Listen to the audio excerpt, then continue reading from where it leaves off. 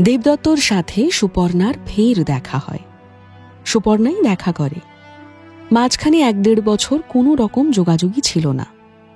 আচমকা একদিন ফোন করে ক্যাফেতে ডাকলো দেবদত্তকে। দেবদত্ত এই ডাক জীবনের শেষ দিনেও ফেরাতে পারবে না। জানে গেলে বিনা কারণে অপমানিত হবে, কিন্তু এই সমস্ত ব্যথা পেতে পেতে একসময় নেশা হয়ে যায়। ভালোবাসায় আঘাতের নেশা বড় ভয়ঙ্কর। যে আঘাত করে তার তো খেয়াল থাকেই না।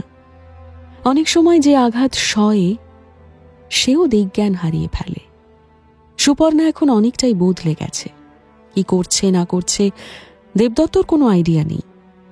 হাসপাতাল থেকে কোনো একটা নার্সিং হোমে চাকরি নিয়েছিল শেষমেশ।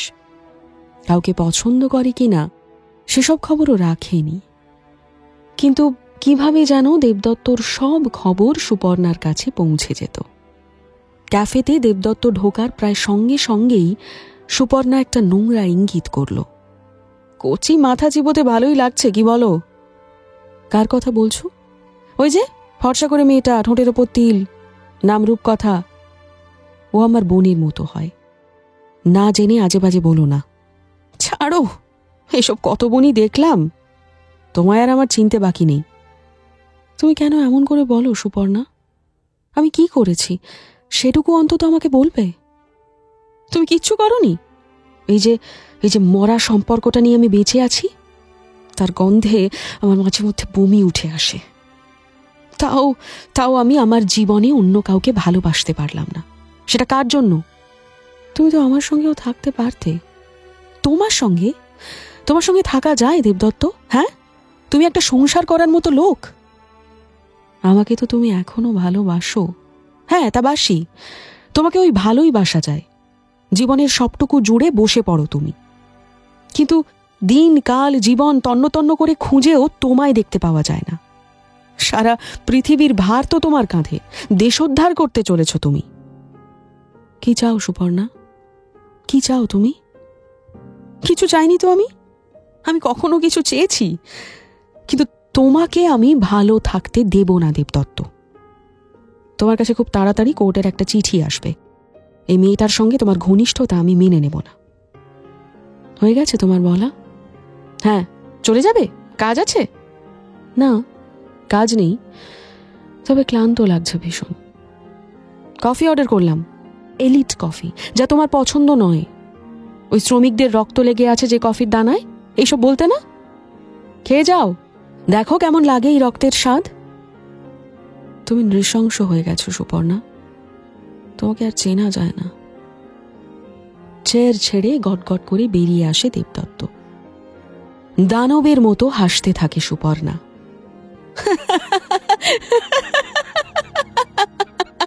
সে অট্টহাসি থামে না। চেহারা আগের চেয়ে অনেকটাই ভারী, গায়ের রং কালো, কিন্তু মুখের কাজ শৌখিন। পুরনো এক স্থাপত্যের ওপর যেন সময়ের চিহ্ন পড়ে আছে। সেই সময়ই যেন অট্টহাসি হাসছিল, আর সে হাসি ক্যাফের দেয়ালে ঠোকা খেয়ে ঘুরে বেড়াচ্ছিল।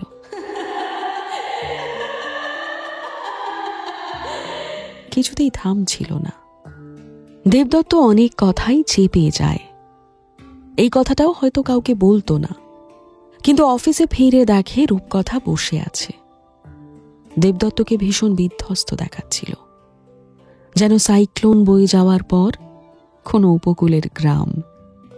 রূপকথা অস্থির হয়ে জিজ্ঞেস করল, কি হয়েছে দেবদত্তদা? তোমার চোখ মুখ এরকম দেখাচ্ছে কেন? দেবদত্তর ওপর যে ঝড়ই বয়ে যাক, মুখের হাসিটা কেউ কেড়ে নিতে পারে না। এক মুখ হাসি নিয়েই বলল, আজ সুপর্ণার সাথে দেখা হয়েছিল, ওই ডেকেছিল। রূপকথার কৌতূহলের চোটে সব কথাই বলল একে একে। কোর্টের ব্যাপার শুনে রূপকথা বলল, তুমি কোনো চিন্তা করো না দেবদত্তদা, আমার বাবা উকিল, আমি বাবার সাথে কথা বলবো। দেবদত্ত অনেকবার রূপকথাকে বারণ করল, কিন্তু রূপকথা সেসব বারণে কানও দিল না। ও যখন বলবে বলে স্থির করেছে, তখন বলেই ছাড়বে। বাধ্য হয়ে দেবদত্ত বলল, ঠিক আছে দেখো, তবে কিছু লাভ হবে বলে মনে হয় না। সঞ্জীববাবু মেয়েকে কোনোদিনই তেমন কিছু বলেনি। বারণ করতে হয় তাই নামকে বাঁচতে একবার বারণ করেছে সবেতেই, কিন্তু শেষমেশ মেয়ে যা করতে চেয়েছে সেটাই হয়েছে। তাই রূপকথা বাবাকে একটুও ভয় পায় না। শটান এসে দেবদত্ত কোলের বৃত্তান্ত বাবাকে বলে দিয়ে বলল, এই ঝঞ্ঝাটে পড়েছে লোকটা, তুমি একে বাঁচাও তো।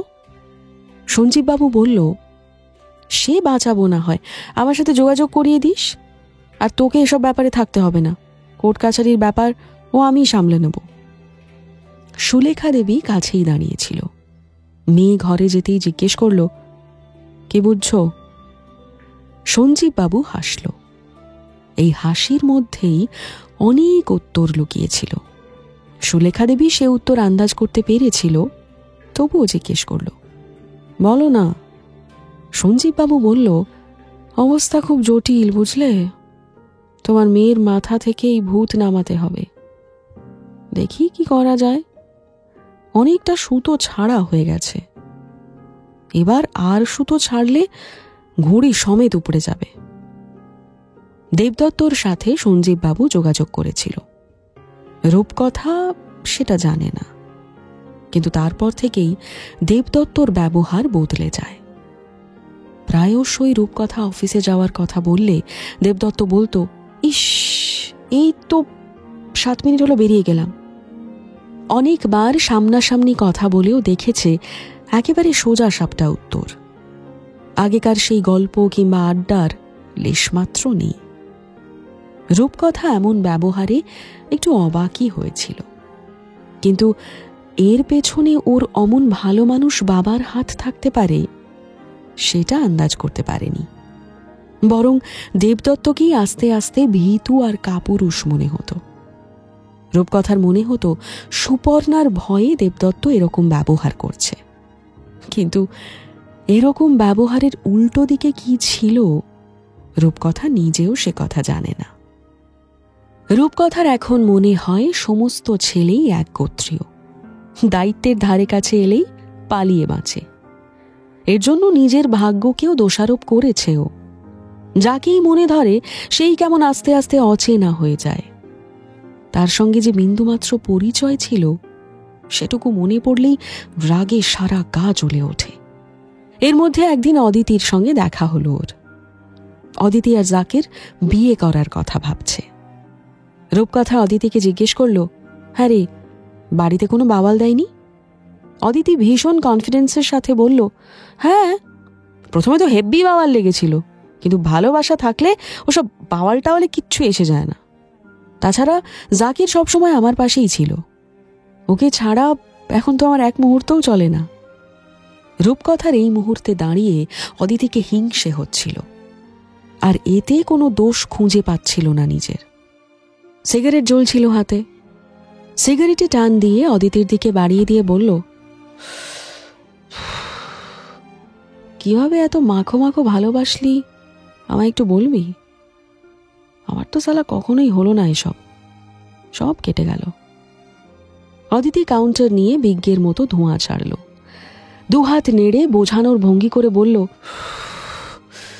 দেখ, তুই প্রেম করছিলিস না একটাও, তুই জাস্ট রিপ্লেস করছিলি। এই জাকির, জাকির না হলে পাবলো, পাবলো না হলে রাহুল, রাহুল না হলে কোথাকার কোন এক দেবদত্ত কোলে। এভাবে কিছু হয় না রূপকথা। স্থির হ, কাকে ভালোবাসিস বুঝতে শেখ। ও অদিতির একটা কথার সঙ্গেও সহমত হচ্ছিল না, কিন্তু দেওয়ার মতো উত্তরও তো ছিল না ওর কাছে। তাই চুপ করে সব শুনে যাচ্ছিল। এরকম একটা প্রেম করে সেই প্রেম ক্লিক করে গেলে অনেক বড় বড় ডায়লগ দেওয়া যায়। রূপকথার মতো জীবনের জাঁতা কলে পড়লে অদিতিরও কথা বন্ধ হয়ে যেত। এইসব ভাবতে ভাবতেই বাড়ি ফিরল রূপকথা। আর সাপে বর হলো সেদিনই একটা বিয়ের সম্বন্ধের কথা তুলল সঞ্জীববাবু। অন্য সময় হলে রূপকথা সেই প্রস্তাব শুরুতেই উড়িয়ে দিত, দুদণ্ড এ নিয়ে ভাবতও না। কিন্তু একদিকে দেবদত্ত কোলের অদ্ভুত ব্যবহার, অন্যদিকে অদিতি আর জাকিরের বিয়ের খবর, একদম না ভেবে বিয়ের কথা উড়িয়ে দিতে পারল না রূপকথা। কয়েকটা সিগারেট পাথেয় করে গভীর এক চিন্তায় ডুব দিল।